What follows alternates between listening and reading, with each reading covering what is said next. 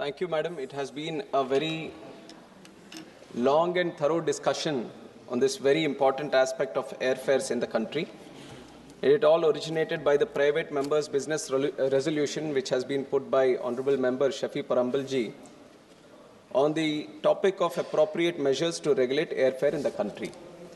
And from the number of speakers that have spoken, over 1.5 years, this is the first resolution that has come into this Lok Sabha. And since then, when 26th of July 2024, there were 9 speakers who have spoken that day. Again, on 28th of March 2025, there were 14 speakers. And today, on 12th of December, we have had another 8 speakers speak on this. One thing that is evident today from all the speakers that have spoken and the emotion that has come out, the government continuously speaks about how aviation today is a matter of fact. From हवाई चप्पल से हवाई जहाज का जो नारा था वो सच है, ये साबित होता है जिस भावना से ये सभी लोगों ने यहाँ पे अपनी बात रखी. Unless it is connected to the masses of the country, you don't see that kind of emotion being spoken, both from the members this side and from the members that side. So that is an example that how deeply and inclusively, under the leadership of Honorable Prime Minister Narendra Modi ji, the civil aviation is interconnected in this country. And I'll try to stick to the points that have been mentioned in the resolution, which I feel is also very important to address today. The first point is to initiate appropriate measures to regulate the airfare in such a way that there is a reasonable upper limit to the maximum fare that an airline can fix in a route. Madam, taking up this point, let me start by looking into the aspect of deregulation in the country. Some speakers have already spoken about it. The deregulation starts with Air Corporations, the regulation starts with Air Corporations Act of 1953. That was the time when they decided that the airfares need to be regulated. There was a committee which was there and which was looking into all the regulations and the capping of fares and deciding what the tariff should be. But then in 1994, it was decided that the aviation sector should be deregulated. And it was deregulated, that idea that came up, and then the Air Corporations Act was repealed in 1994. And the idea behind the deregulation at that time was to allow the sector to grow. Open sky was mentioned because there was so much demand and potential in the country, and considering the global way of how civil aviation was observed across the world, all the countries who have seen exceptional growth in their own country in civil aviation, they had deregulated markets. The deregulation of markets, one, lets the sector open up for many players to come in, and it also encourages competition at the same time.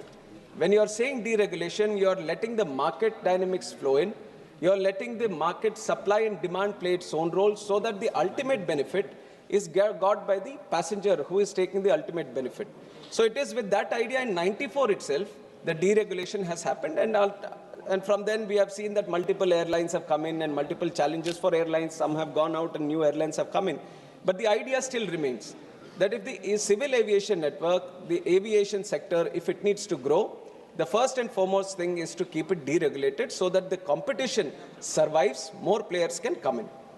Madam, and coming back to the whole deregulation aspect, even though I'm saying that the market is deregulated, let me also come to the fact that according to the Aircraft Act that we have right now, there is power with the central government that in extraordinary circumstances, when there is a possibility that there is a misuse of the air tariff deregulation that we have set up, then there is the power with the central government to interfere and set things right, to cap the fares so that the passenger does not experience opportunistic pricing at that point of time.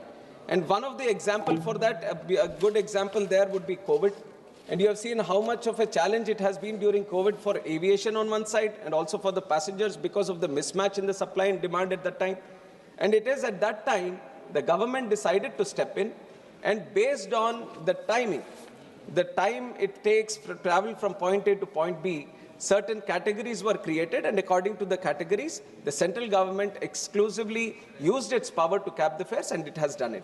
And not only at that time, that was not the only example of when the government has stepped in and looked after the passenger and looked after the airfares in the market. There is another example that I would like to give, which is of the Mahakumbh. we have seen that there was extraordinary demand for people across the country and outside the country also who wanted to go to Prayagraj at that time.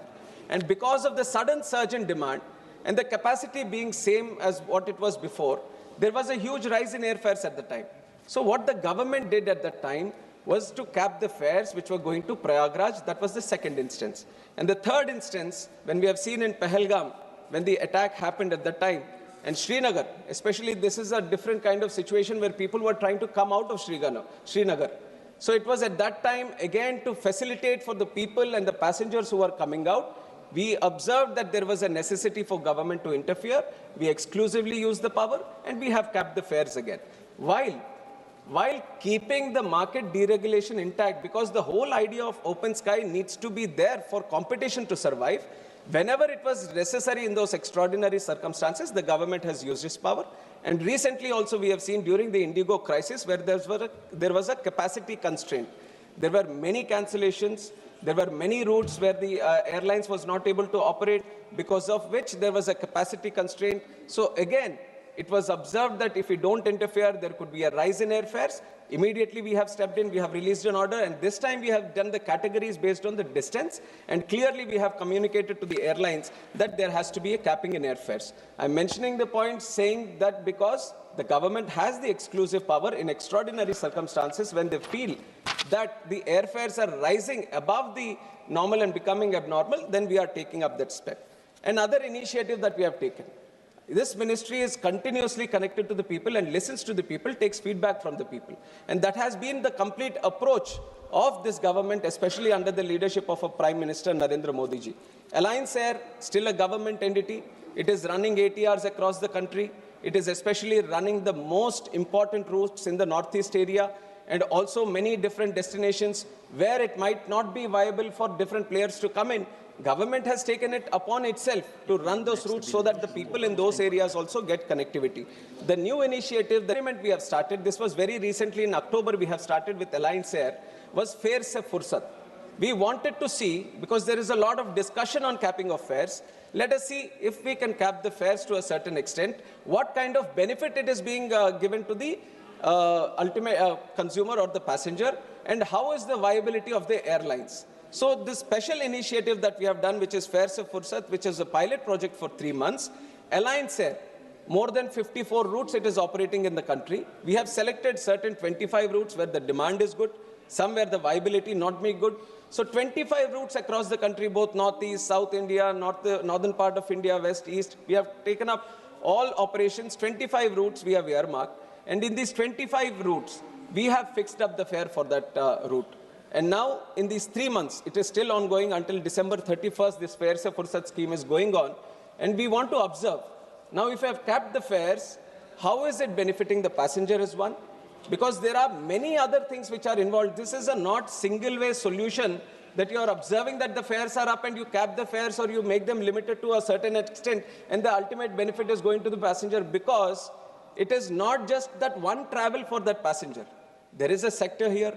There is the viability of the airlines. There is an airport that is operating. There are multiple levels in civil aviation for the passenger to go from point A to come out at point B. There are multiple different sectors which are continuously like a symphony working in tandem so that the passenger can go from one place to other. And it is important for us to ensure this whole tandem, the whole connectivity that is there in between, everything is viable in its operations. So that is why the Fare Se Fursat scheme is there. Government is very closely observing how the feedback on this, especially this scheme, and how the passengers are responding to it. So once that is done, definitely we are going to sit down, observe the feedback, and then if necessary, consider this with the private airlines also. And some other measures that we are doing, because this capacity constraint, usually, madam, if you see, I have statistics also to prove that, when we are comparing the airfares of the country with airfares in different other places, especially internationally, the rate of growth that we have seen in the airfares is actually negative. In relative terms, in real terms, there has been 43% decrease in the airfares when you consider the consumer price index also. So if you compare with US or China, US it has decreased at 23%, China 34%, but India the decrease has been up to 43% in relative terms when you compare with the consumer price index and the inflation also that has happened. So if you compare your own tariffs from previous years, previous decades, we have been maintaining a certain sort of level which is still affordable for the people. But in those terms also, when do you observe this airfares rise? It is not that every day they are rising, you see an increase in the fares. When these festive seasons are there, when there is a specific demand that originates in this location for most people to travel, and exactly the examples were also taken, Kerala during Onam, during Christmas, during that specific period, most of the people who are working in the Gulf area, they all want to come back and visit their families in that time. There is a specific season that you see that there is a huge capacity that is going to be there, and those are the routes, specific routes also you can see that this is where the airfares are rising because of the demand that originates. And then you see in the North India, sometimes during the Durga Puja, the Calcutta routes are on a surge. During Diwali area, the whole northern sector, that is on a rise. And also during Chhat Puja, whatever is going to Bihar, that is on a rise. These are all specific seasons. It is not that I can cap a fare for the entire season, entire year to a certain sector, because there are still, this is why market demand and market supply is very, very important for us to understand. They kind of play in such a way that they regulate the fares on its own. But when we observe, because we also know that there are seasons, because we also know there are capacity constraints in those seasons, we have reacted accordingly. When this Kerala situation observed, and after me becoming the minister also, this was exactly in September of 24, when the Kerala, the Gulf and the Kerala routes, when we observed that, see, what else can we do? What else can we do in this time so that we can facilitate for the people who want to travel and can keep the fares at a very adjustable price? Then we added capacity.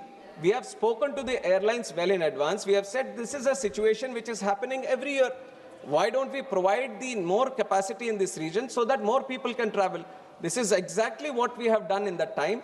More flights which were not operating or non-viable routes across the country, they were taken out. They were brought into this specific sector so that can create, that can facilitate for the demand that it was created. And on top of Onam, during this Kumbh Mela also, everyone wanted to travel to Prayagraj. So we have increased the flights that are going to Prayagraj, so not only capping the fare, but the capacity needs to be augmented. That is the real solution when you are seeing that the fares are rising. Because there is demand there. It is not that you want to send that single passenger in a very adjustable price. You want to send 10 passengers to that place during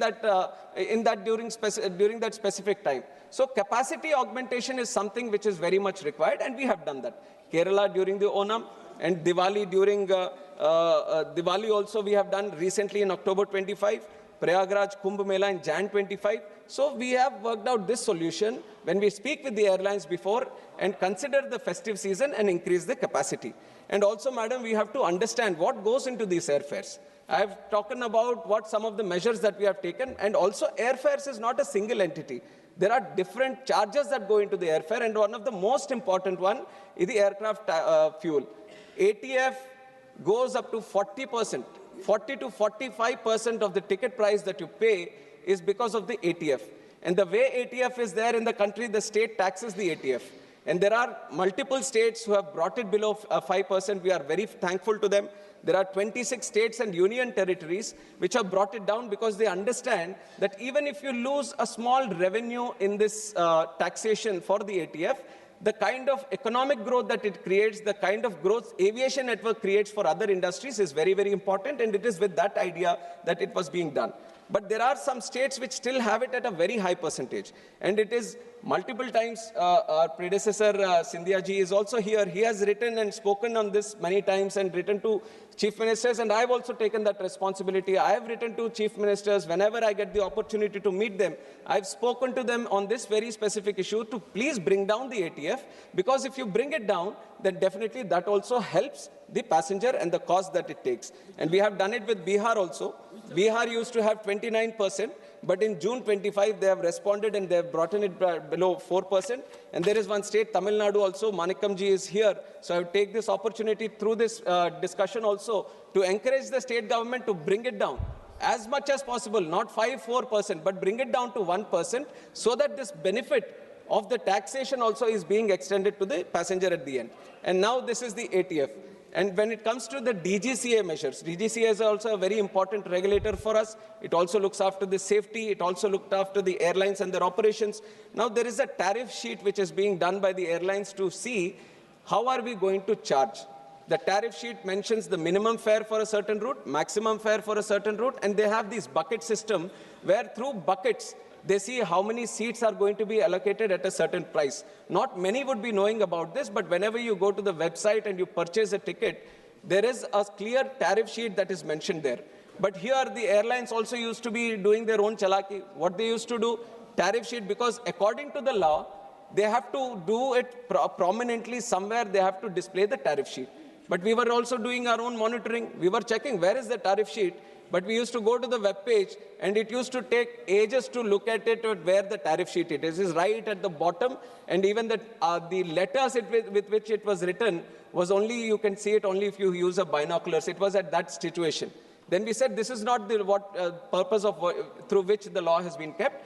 Then we have updated them. They have instructed them that whenever they open, the tariff sheet should be seen right in the front in big letters so that every passenger can see it.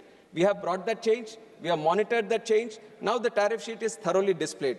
But not only tariff sheet. Now earlier there was the rule that the tariff sheet, there was a small clause which gave an advantage to the airlines that every day they can change the tariff sheet. ऐसा होगा तो कैसे होगा? आज का tariff sheet आज का बन रहा है, आज का ticket हमने ले लिया, कल का tariff sheet कल का बन रहा है, तो again it's not serving the purpose. Then we changed the clause. Then we changed the rule that was giving that clause, that measure, and we said, you won't change it every day.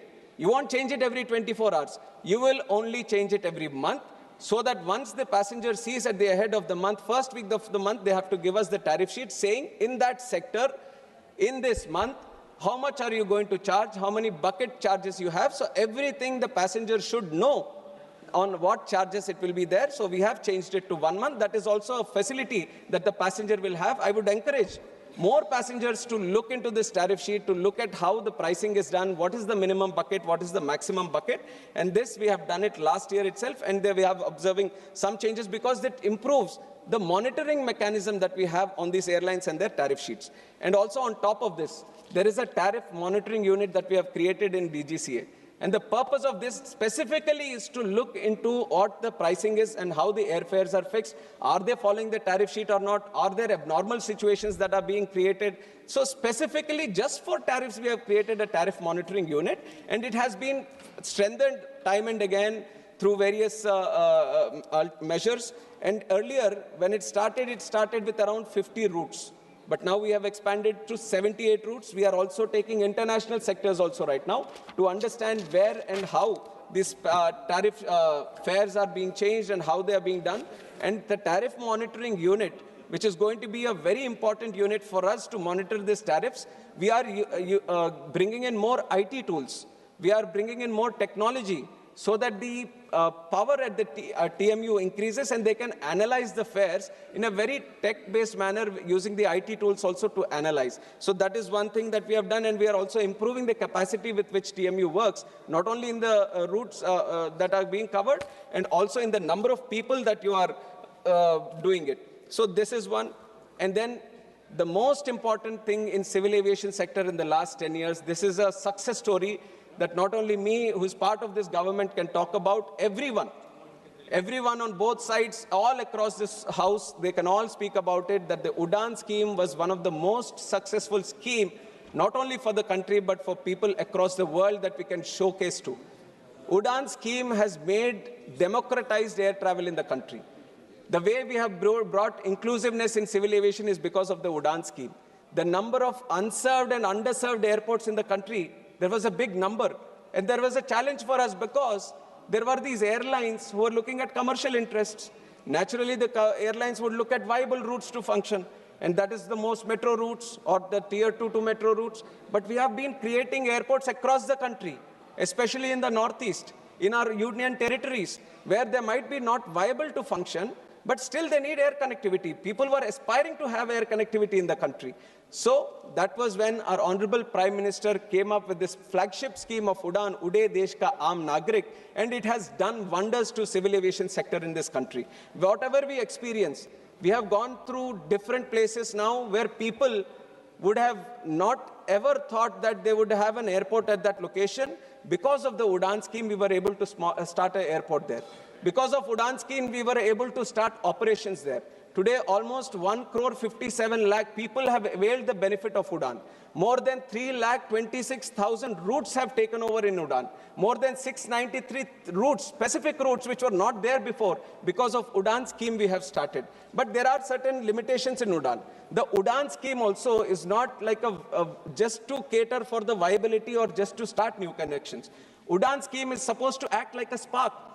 Wherever there is a route which is not functional, we wanted to start the route, bring in the viability, bring in people, attach them to aviation, attach them to air travel, and let the private sector take its place. It is with this idea that the Udan was brought in, and it was envisioned for 10 years. But I can tell you right now, madam, in the last budget, Honorable Finance Minister Nirmala Sitharamanji, understanding the importance of this specific Udan scheme, because like I told, it is only for 10 years. So we were on the verge of completion of the Udan scheme, but she has made the provision that Udan is going to be expanded for 10 more years. This is a great thing for our civil aviation as we are trying to grow more and more in the next few years.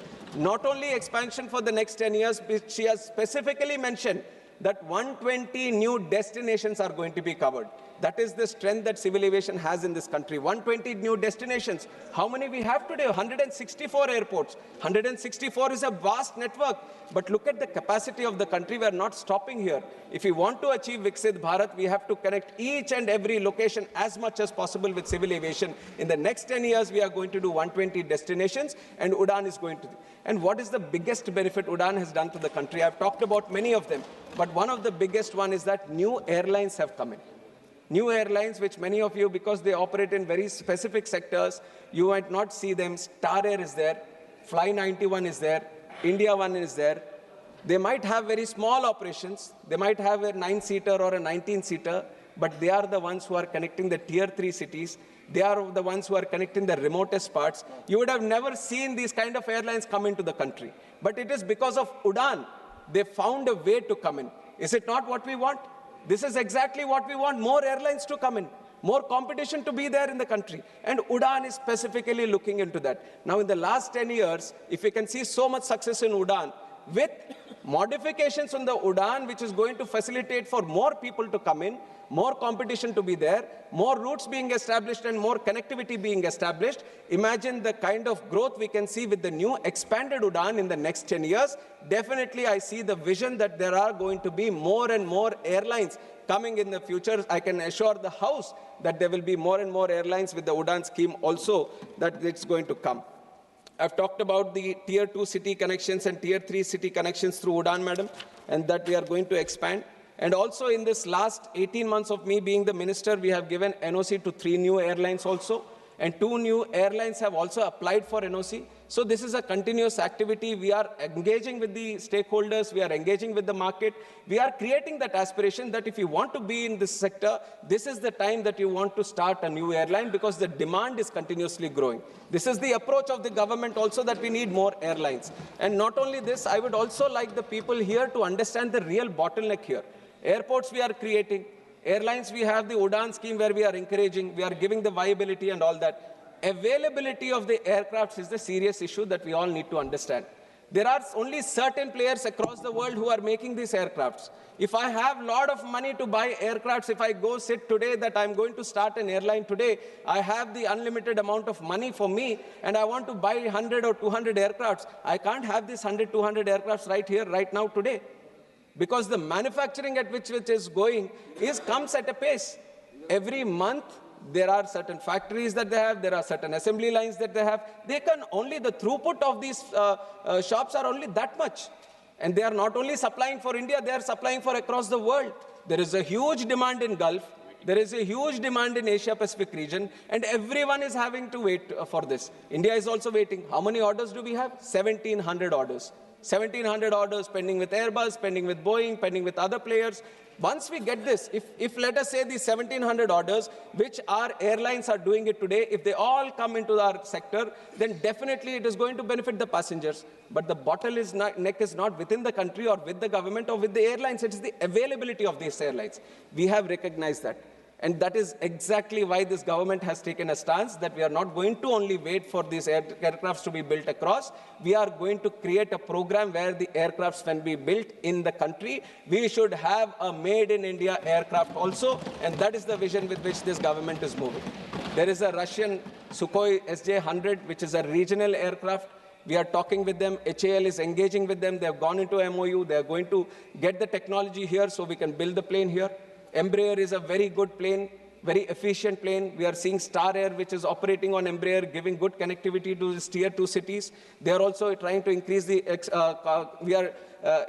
increase their operations. We are talking with Embraer. We are telling them, please come to India and manufacture your shop here so that we can manufacture the aircrafts here. If you have 1,700, demand for 1,700 aircrafts in the future, and if you can get the companies to come and build in this own country, then imagine how much easier it is going to be for people who are airline operators here to get the aircrafts. We can have aircrafts being done here in this facility also being extended. And another type of cost, because these airlines, they run on very thin margins, that also we need to understand. And what are the challenges they face? They faced COVID. COVID was a time nobody was traveling, but they were there surviving. They were there paying salaries to their people. They've all gone through it, even though there was no single flight operating in certain days because of the lockdown. That is a phase that all the airlines had to pass through. And there are high costs of leasing. It is not that today I have the money and I'm buying a plane. There is a different strategy, financial strategy the airlines are using, not only in India, but across the world. They do leasing. Leasing is where I just rent the plane from someone else who has bought the plane, use it for a certain period of time, and I give it back to him. And this is the common strategy that you're observing in all the airlines. At one point of time, maybe 2 decades or 3 decades, 60 to 70% of them were being owned by the airlines and 30% were being done on leasing basis. Now today, 85% of the planes are being leased. So then we thought, why not we address the leasing part only? Then we observed how leasing industry is as compared to the global industry. There are certain hubs. Ireland is a hub, as a big hub, because they started very early. They have created all the regulations that are required. They have done with the taxation problems that are required, and they've created a hub for themselves. So anyone who wants to lease a plane, their first preference is they go to Ireland. And now UAE also, you have seen the demand that Gulf has created. UAE has created another hub for itself for becoming a leasing symbol. And then the Singapore is there. Singapore also kind of created. Why not India? This is the approach of our Honorable Prime Minister, that why not we should become a leasing industry, not only catering for our own demand, but for the entire world. Gift City was created with this whole idea that leasing industry should flourish here. And also we saw that the Cape Town Convention, through which the leasing industry, the compliance score which is seen across the world, that needs to be made into act. We didn't have an act, we didn't have any kind of legislation which was backing that Cape Town Convention. In December, both the houses, we have passed the bill and we have made the Cape Town Convention Act, the protection of aircraft objects, and now the compliance score for India in leasing has improved. So we are creating a presence in leasing. Now what happens with this? Now it will be easier for the companies, for the airline operators to lease planes. The cost will come down. So more people will be interested in this. This is also playing into the competition. This is also playing into creating more airlines to come into the picture. Now I have also talked about MROs. Maintenance of the plane is another cost that is there. What happens, madam? We are bringing the planes. Planes I've talked about, we are bringing it from outside, from these companies. But even once you bring it, you have to maintain the plane. There is periodic maintenance. There is maintenance whenever there is any safety issue or a components issue or the engines issue. Engines issue is a very important part of the overall maintenance of the plane. And when you want to do this maintenance, what happens is usually the plane or the engine has to go back to its original OEM, which is sitting in France or Germany or one of the European countries or USA or some other country. And what is it doing? The forex cost. The cost on the airline to just send this plane or the engine, that is being borne by the passenger. And the time it takes, if you take out one plane, then it goes there, it gets maintained, it's come back, 1 month, 2 months it takes. You're losing the plane in India to be operating in those sectors. Now what we have done, we have improved the MRO business in the country. We have taken this government exactly with that idea. It has improved the whole MRO situation in the country and multiple other things like the taxes around the MRO components, how you open up the airports to have MROs. I've just seen one member also ask that you need to open up tier 2, tier 3. We are doing it. We have created the rules, we have created legislations that we open up more MROs in the country. And very proudly, I'm stating this also, recently in Hyderabad, near the GMR airport, Safran, which is an important air engine manufacturer, and many of our Airbus, they have these LEAP engines which are done by them. They have set up shop here in the country. Now we don't need to send it anywhere to France or anywhere. We can do it in our country itself. And the capacity with which they have created is 300 planes per year. 300 engines per year, which is almost every day one engine is going to be maintained. Now, lesser time for maintenance, less costs also for maintenance. If it's less cost for the airlines to maintain the plane, less costs on the passenger also. That is why MRO network is also important. MRO network is something we are clearly concentrating on. And this Safran coming to India is like a gateway. Once you see that one big player is coming in, all the other players find the confidence to come to the country, and that confidence and the trust in Indian system is what this government has created for them. And Leasing Act, we have done it. And then flexible airspace also. Back then, the airspace used to be very restricted. From the country, there used to be a strict norm. This is civil aviation airspace, this is defense airspace, this is restricted airspace. Everyone was controlling their own airspace. And what was there left out with civil aviation was very, very small. So if there was a restricted airspace and from going to point A to point B, if it was not accessible to go use the restricted airspace, it has to go all around. When it goes all around, imagine the fuel cost that it takes, the time that it takes. And it was Honorable Prime Minister Narendra Modi ji who made defense, who made the intelligence, who made the civil aviation. Everyone sit together, all the technologies that are there, everyone had to sit together, collaborate, coordinate, and come out with flexible airspace. So even if it is with defense, at that time, civil aviation can request that I want to use this airspace for the passengers, for the commercial purposes, and they give their airspace. So what used to take probably 30 minutes or 40 minutes over gets covered in a very shorter time, and that cuts down the cost of the plane to operate from one point to another point. That also reduces the cost. This is again playing into the fact that relatively, taking inflation and the CPI, you might even feel that why would it be that the prices are still 43% lower than before? Because of these kind of things. The interventions that we have done to keep the airfares down, there are many things which are in tandem, multi-pronged approach which is going on. So this is why we have kept them in this thing. And while I say this, I've talked about many things that are there. While I say this, there is also the second point. Let me go to the second point. This won't be taking much time, but convene a joint meeting with airline operators, representatives of the people, and all other relevant stakeholders to discuss the issue of excessive airfare during the vacation seasons urgently. This has been mentioned, and accordingly, I have mentioned that the Kerala Gulf in October 24 itself, we have done it. That was because this was placed on the time. And Honorable Speaker from the chair has advised that you have to meet the airlines, and we have taken meetings with the airlines, all the stakeholders, and we have taken it as a very proactive measure, and we are doing it every month. Every month we are sitting with the airlines. We are telling them what the festive seasons could be, what could be the airfare in that specific month. We are coming out with guidelines. We are coming out with instructions to keep them at this thing. And then the third point is establish a quasi-judicial body to regulate and monitor the air traffic ethically and equitably. To regulate, I've said that the government already has the power in extraordinary circumstances. Whenever it feels it is going out of bounds, then we have the power. And for monitoring, we have the Tariff Monitoring Unit. We are making it more powerful. We are, in fact, including it in the aircraft rules also, so that it carries a certain kind of statutory provision for it, and that is going to strengthen, madam. And with all this, the only points that I want people to think about, one is the bottleneck of the aircraft availability. Second is the viability of the airlines. We all feel that these are companies who are charging a lot of money, but none of them are making good money.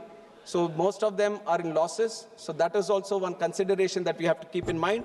And also, Competition Commission of India and High Court, they have said that the fare should be deregulated. Multiple times they have given judgments. Competition Commission also advised that the airfare should be deregulated for competition to prevail in the industry. And all this, our most important responsibility with civil aviation is safety and security.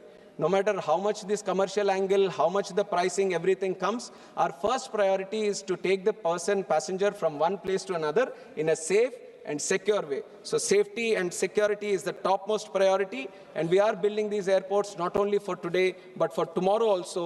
No matter how much politics or political items the opposition tries to bring, we are very committed for the people of this country. If it is not there, then it won't be that 3 times in a row one man would have become the Prime Minister of the country. That is because we are all walk, talk and work for the people of this country and for the common man of this country. And that is going to continue, keeping intact the passenger rights, safety and security of each and every passenger who is flying in this country. And that is the commitment from the government and from the civil aviation. Thank you very much.